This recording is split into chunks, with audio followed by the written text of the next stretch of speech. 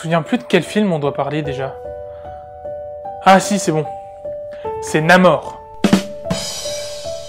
Born on the wrong side of the ocean, with all the tides against you.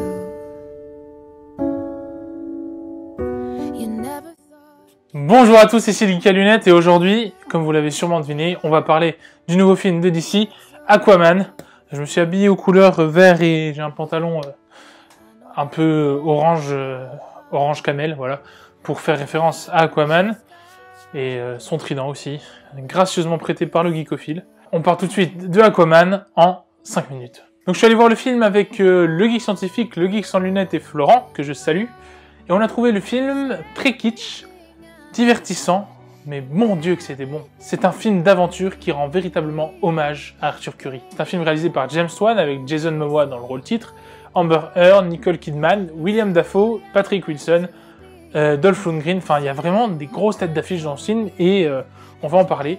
Mais tout d'abord, on va revenir sur vraiment les points, moi, qui m'ont le plus marqué, qui sont la musique, la photographie et les scènes d'action. La musique, parfaite, et la playlist choisie, qui est à la fois kitsch et émouvante, c'est génial, et les thèmes composés pour le film. Franchement, la musique d'intro, je pense qu'elle va rester très longtemps, elle est magnifique, magnifique. Vous verrez quand vous l'entendrez, de toute façon, je pense qu'on ne peut pas rester insensible et à la scène et à la musique qui l'accompagne, évidemment.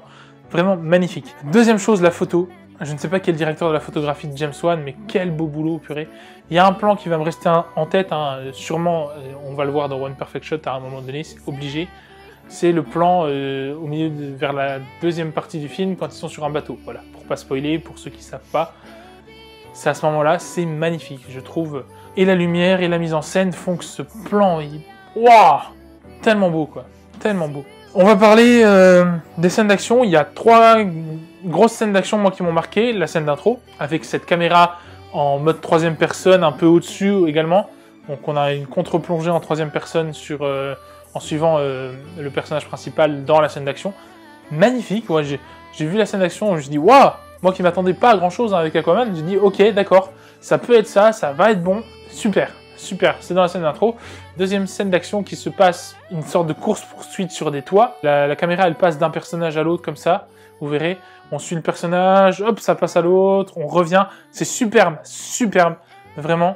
Magnifique, je trouve encore cette scène d'action, comment c'est mis en place, la chorégraphie pour arriver de là à là, tout est parfait. Elle dure bien 15-20 minutes cette scène d'action et c'est jouissif. Et la scène d'action finale, je vous ne révélerai pas ce qui se passe bien évidemment, mais waouh, dantesque, hein, du début à la fin, que ce soit sur des grands périmètres ou sur un petit périmètre. Pour ceux qui ont vu le film, vous savez à quoi je pense, et pour les autres, vous verrez, c'est vraiment magnifique. C'est un film d'aventure, comme on a dit, il y a une sorte de quête. Si vous avez vu les bandes annonces, vous savez de quoi on parle. Mais voilà, cette quête est très intéressante, il y a vraiment des choses, on découvre vraiment l'univers d'Aquaman, on nous parle vraiment quasiment de tout.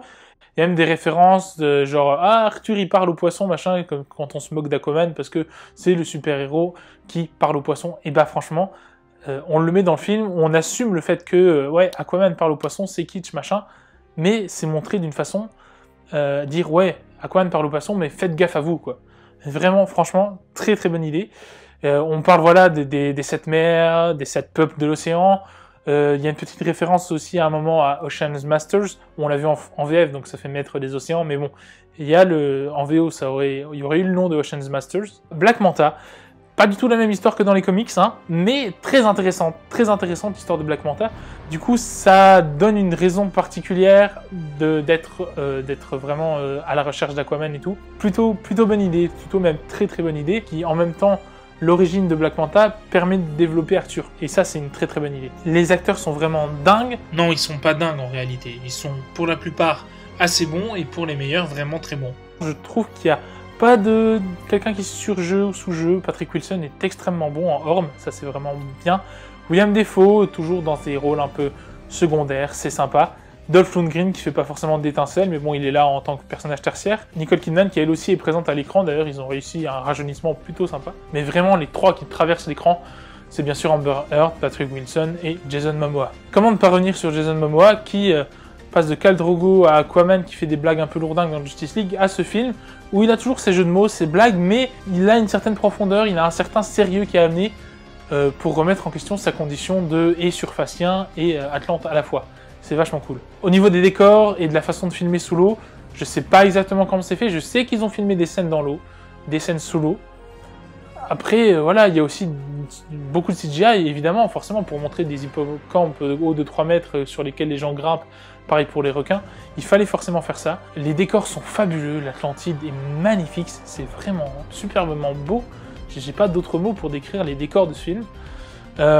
Les costumes des Atlantes font un peu Power Rangers, à certains moments, même celui de Black Manta fait un peu méchant de Power Rangers. Mais c'est sympa.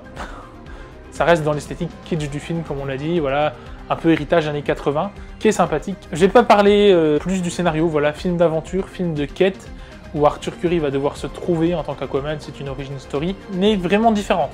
Je veux dire, on l'a déjà vu dans Justice League, c'est après Justice League, on sait ce qui s'est passé dans Justice League. Là, il va devoir, continuer son apprentissage, continuer son développement, son évolution, pour arriver, voilà, avec cette quête à devenir quelqu'un d'autre, à devenir le véritable héros qu'on connaît, le véritable Aquaman. La scène de fin, il y a un plan, juste avant que le film se referme en noir, qui est assez kitsch, mais c'est vraiment parfait dans l'esthétique du film. Donc voilà pour Aquaman, c'est pas le meilleur d'ici, mais je l'ai préféré à Wonder Woman, à Suicide Squad et à Justice League bien évidemment. Pour moi, Man of Steel et BVS restent quand même des purs chefs-d'œuvre et ils resteront bien au-dessus de ce film. Mais Aquaman, ça peut relancer le DCU, enfin le World of DC comme vous l'appelez. Il y a Shazam qui suit, ensuite Wonder Woman 84. Écoutez, si ces films sont aussi bons et au niveau de la critique et au niveau des entrées, et bah ça peut nous relancer sur un Flashpoint ou un Justice League 2. Je l'espère de tout cœur en tout cas, parce que moi DC c'est vraiment les personnages que j'apprécie. Ça me fait de la peine qu'ils soient pas super bien développés au cinéma, même si on a eu pour ma part Man of Steel et BVS qui sont vraiment très très bons. J'espère qu'on va pouvoir avoir cet univers partagé avec un vrai film Justice League. Voilà. Foncez voir Aquaman, c'est un film kitsch, divertissant, film d'aventure, film épique. Ça vaut le coup, vous ne serez pas déçus par ce nouveau DC. Je vous encourage vraiment à aller le voir.